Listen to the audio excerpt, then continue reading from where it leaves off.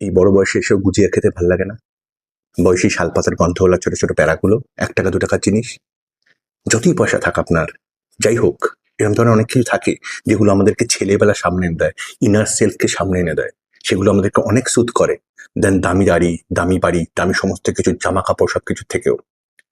সেগুলো আমাদেরকে অনেক বেশি কোজি অ্যাপিয়ারেন্স দেয়। সেটা আমাদেরকে আমাদের একমাত্র একটা মায়া জাগায়, পুরোনো দিনকে ফিরিয়ে এনে দেয়। ইন্টেরিয়রের ক্ষেত্রেও তাই। ইন্টেরিয়রের ক্ষেত্রে সবসময় দেখা উচিত যে আপনি মানুষটা কিরকম, আপনার কি দরকার। আপনার মার্কেটে যে দামি দামি জিনিসপত্র চলছে সেগুলো শো করার থেকেও দরকার হচ্ছে আপনার ভেতরে যে অ্যাকচুয়াল বাচ্চাটা আছে, আপনার ভেতরে যে বাচ্চাটা বাড়িতে থাকবে, যে পাগলের মতো খুশি হবে, আনন্দ পাবে, সেই বাচ্চাটার মনস্তত্ত্ব খুঁজে বার করা। আর সেটা একমাত্র কাজ হচ্ছে ইদার একজন মনস্তত্ত্ববিদের, না হলে একজন আর্টিস্টের।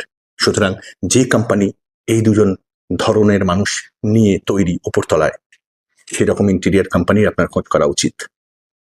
এটা কার্পেন্টারের কাজ নয়, ইলেকট্রিশিয়ানের কাজ নয়, মনস্তত্ত্ববিদ এবং আর্টিস্টের কাজ। তবে সে ইন্টেরিয়ার সাকসেসফুল, নট নেসেসারি সেটা বহু কোটি টাকা দিয়ে হতে হবে।